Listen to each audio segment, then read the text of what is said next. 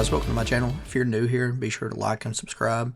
I post content all the time about ethical hacking, IT support, things along those lines. Also offer some courses over on my website.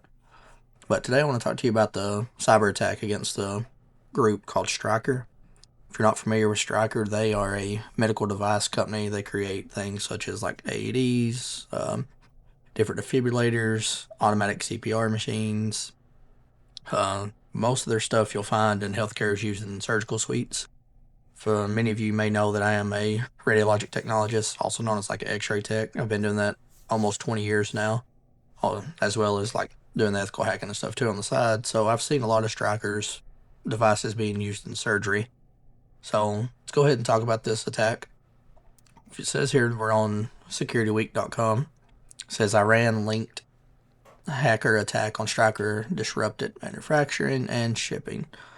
It says evidence indicates that attackers leveraged existing endpoint management software rather than malware to wipe devices. So it says here Stryker is a US-based medical technology giant.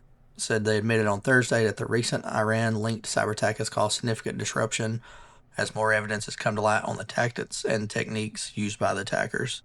Says Stryker said in the last media statement that the hacker attack caused global disruption to the company's Microsoft environment, but noted that the intrusion was limited to this environment. So no hospitals or anything were at risk at the time for any kind of failures or any kind of downtime versus like patient care and patient safety wasn't jeopardized in this situation. Said it caused disruption to their order process and manufacturing and shipping. Says, however, they are working diligently to restore systems and above all committed to ensuring our customers can continue to deliver seamless patient care. I know they did shut down a lot of their offices and sent employees home and stuff the day that it happened to try to work this out and get it taken care of. We'll look at some of their statements here in just a second. Said they implemented business continuity measures to support customers and partners to the fullest extent possible. Says it's unclear whether the hackers directly targeted operational technology systems or manufacturing disruptions stem from an IT system compromise. And you'll see they talk about in Ireland, said the largest hub outside the U.S. support staff, administrative staff, engineers have been sent home. They're using WhatsApp for information on when they can resume work. Say had a reported revenue of $25 billion in 2025. So this attack was carried out by a threat group named Handala. So they've taken credit for the attack, claiming to have wiped more than 200,000 devices, including phones, and forcing Stryker to shut down offices in dozens of countries. Hackers also claimed to have stolen 50 terabytes of data from the medtech giant system. It says while some media reports state wiper malware was used in the attack, new evidence indicates that the hackers used living off the land techniques to remotely wipe systems. Said unverified reports come from individuals claiming to have inside knowledge of this incident. The attackers wiped systems using Microsoft Intune, which is a cloud-based unified endpoint management service. And this includes Windows, Mac OS, iOS, Android, and Linux, and applications within an organization. So this Handala hacker group said since the U.S., Israel-Iran conflict that's all going on right now, I'm sure we're all aware of that erupted in late February, the Handala group has sharply ramped up its claimed activity focused on targets perceived as aligned with Israel and its allies. It says Handala portrays itself as pro-Palestinian activist outfit motivated by anti-Israeli ideology. It says cybersecurity researchers, however, widely regarded as a cover for Void Manticore, an Iranian state-sponsored actor believed to operate under the direction of the Iran's Ministry of Intelligence and Security. This group is best known for phishing, stealing sensitive data, extortion threats, and launching destructive attacks, frequently deploying custom wiper malware to erase files and systems. Let's see. In the wake of the start, Handala has allegedly launched many attacks against Israel, including wiping military weather servers, hijacking security camera feeds, exfiltrating and deleting corporate data, publicly exposing details of intelligence personnel, and compromising oil and gas exploration film. Okay, so that's just about it. So let's talk a little bit about Stryker's equipment, stuff that they have. And then we'll talk about like the statements that they put out. So you see, as of March the 12th at 9:13 p.m. Eastern Standard Time, said on March 11th, 2026, we experienced a cybersecurity attack which resulted in a global disruption to Stryker's Microsoft environment. Upon detecting this incident, we quickly activated our incident response plan and launched an investigation with the support of external advisors and cybersecurity experts. Importantly, the incident is contained to Stryker's own internal Microsoft environment. Kind of like I was saying, everything in the hospital stuff was still safe and secure.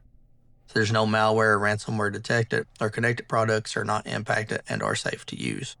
Incident has caused disruption to order processing, manufacturing, and shipping. However, we are working diligently to restore all systems and, above all, committed to ensuring customers can continue to deliver seamless patient care. So we've implemented business continuity measures to support our customers and partners to the fullest extent possible. We will provide updates as services begin to come back online. Our investigation into the nature and scope of this incident remains ongoing and is in its early stages. We are collaborating with law enforcement and government agency partners to share meaningful intelligence about the incident as we learn more. All right, so let's talk a little bit more about Stryker's equipment. So like I said, I worked in radiology too, some still, and most of your Stryker stuff that you'll see is in the operating room itself. You'll see like robotic surgery tools, like a physician or surgeon can run it through the robot, but the robot's there with software on it. This wasn't part of this attack or anything like that, but kind of put yourself in a situation. What if it had been? Say you yourself or family members maybe having hip replacement, the software gets attacked and things go awry and, maim the person that's on the table, potentially severe injuries or killing the patient kind of during a surgery operation. So this could definitely be a lot worse if this was accessible from hackers. This is kind of where pen testing comes in, like pen testing your networks as well as anything you have on your network, such as machines like this as well. See what ports are open, what they call out to, what kind of access is given. You'll see here, this is video, this is an automatic CPR machine. So I don't know if you're familiar with CPR, but if you are, there's a certain rhythm that you follow in order to give the best patient care possible, as far as compressions, as far as breaths as well, to try to keep that patient living. Like I said, this is an automatic machine, so if this was to be messed up, maybe with malware or just somehow taken over, this could potentially cause a fatality in a patient. So it's kind of things to think of how far the reach is for Stryker. They have that. They have defibrillators. You'll see some Stryker stuff is also used on ambulances as well.